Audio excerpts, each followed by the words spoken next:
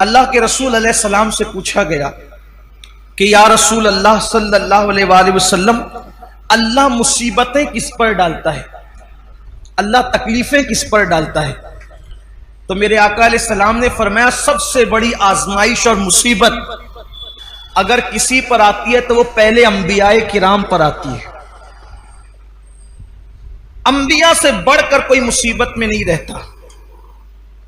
हम लोग किसी पर मुसीबत देखते हैं तो बोलते ओ ये तो इसको किए की सजा मिल रही। अगर किसी को कोड़ हो जाए,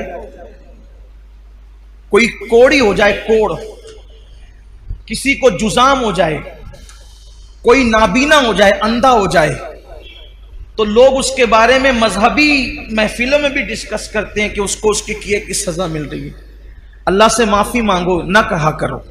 उसकी वजह यह है, अगर वो मोमिन है, अगर वो मोमिन है और कोड़ी हो गया, जुजामी हो गया, है मुसलमान, तो अल्लाह तबारक व ताला उन लोगों को उस वक्त जन्नत में दाखिल फरमाएगा।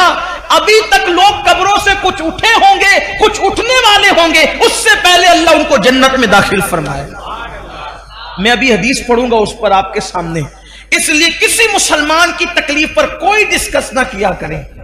किसी मुसलमान की मुसीबत पर कोई, कुछ लोग नाबीना होने पर भी कोई अंधा हो गया, अच्छा था अंधा हो गया, उस पर मजाक उड़ाते हैं।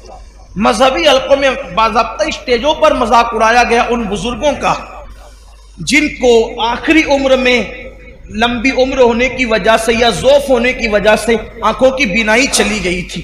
क्या क्या उनको नाम दिए गए। हालांकि लोग ये भूल गए कि हिब्रुल उम्मा, रईसुल मुफस्सिरीन सैयदना अब्दुल्ला इब्ने अब्बास रदी अल्लाह ताला अन्हु भी आखिरी उम्र में नाबीना हो गए थे। लोग कहते हैं अपने किए की सजा भुगत रहे। मैं कहता हूं इब्ने अब्बास ने क्या किया था। हजरत जाबिर इब्ने अब्दुल्ला अंसारी, जिनके घर हुजूर अलैहि सलाम की दावत मशहूर है, आखिरी उम्र में वो नाबीना हो गए थे। कई सहाबा के नाम लिए जा सकते हैं जो आखिरी उम्र में नाबीना हो गए थे।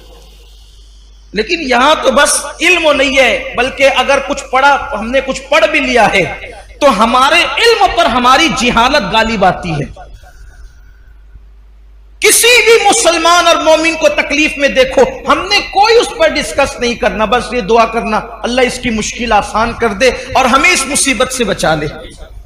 जो लोग नाबीना हो जाएं और मुसलमान है, जो नाबीना हो जाए मुसलमान है, या पैदाइशी नाबीना हो या बाद में अंधे हो जाए बुढ़ापे की वजह से या किसी मर्ज की वजह से, किसी तकलीफ की वजह से, उनके लिए बशारत यह है कि औरों के लिए अल्लाह तबारक व ताला कभी कभी तजल्ली फरमाएगा, यानी कभी कभी पर्दे उठा करके उनको अपना दीदार कराएगा। लेकिन जो नाबीना हो गए थे, अल्लाह फरमाएगा मैंने तुमसे आंखें छीन ली थी और तुमने उस पर सब्र किया था, अब जब तक तुम चाहते रहोगे मैं तुम्हें दीदार अता करता रहूंगा। जब तक चाहते रहोगे मैं तुम्हें दीदार अता, मगर शर्त यह है कि वो सब्र करें। देखो मुसीबत आए तो सब्र शर्त है। मुसीबत, जो मुसीबत में वाहवेला करे नाकाम है, मुसीबत में शिकवा करे नाकाम है, मुसीबत में शिकायत करे नाकाम है। लेकिन जो सब्र करे, सब्र असल चीज है। सब्र, सारे इनामात उस वक्त मिलेंगे जब वो सब्र करे। आका अलैहिस्सलाम ने फरमाया सबसे ज्यादा मुसीबत नबियों पर आती है, फिर जो नबियों से करीब होते हैं उन पर आती है, फिर जो उनसे करीब होते हैं उन पर आती है। यानी मुसीबतें हैं किसके लिए? बल्कि एक हदीस पाक ये भी है, अल्लाह के रसूल अलैहिस्सलाम वुजू कर रहे थे। यहां पर थोड़ा इश्क रसूल का बाब भी खुलेगा, वाह होगा, इश्क रसूल का बाब भी वाह होगा, और हम देखेंगे कि हम में कौन आशिक रसूल है। हुजूर अलैहिस्सलाम वुजू फरमा रहे थे और पानी हुजूर अलैहिस्सलाम के वुजू का ढलान की तरफ बह रहा था। वुजू का पानी ढलान की तरफ बह रहा था। एक सहाबी थे वहां मौजूद, उन्होंने अर्ज किया या रसूल अल्लाह सल्लल्लाहु अलैहि वसल्लम, मैं आपसे इश्क करता हूं, मोहब्बत करता हूं आपसे। हुजूर ने फरमाया सल्लल्लाहु अलैहि वसल्लम, क्या कहा तुमने? हुजूर मैं आपसे इश्क करता हूं। करीम आका जिसके कान लाले करामत है, दूर और नजदीक के सुनने वाले वो कान, कान लाले करामत पे लाखों सलाम। हुजूर अलैहिस्सलाम ने तीसरी बार पूछा, क्या कहा तुमने? हुजूर मैं आपसे इश्क करता हूं। आका फरमाते हैं, तो अगर तू वाकई मुझसे इश्क करता है तो मुसीबत और आजमाइशों के लिए तैयार हो जा, क्योंकि जो हमसे इश्क करता है अल्लाह उस पर मुसीबतों के दरवाजे खोल देता है, अल्लाह उस पर तकलीफों के दरवाजे खोल देता है। हमसे मोहब्बत करने वालों पर आजमाइश और मुसीबतों के दरवाजे इतनी तेजी से खुलते हैं और मुसीबतें उसके पास इतनी तेजी से भाग भाग कर आती है, जैसे ये वुजू का पानी तेजी से ढलान की तरफ गिर रहा है, वैसे मुसीबतें तेजी से उसके पास आती है।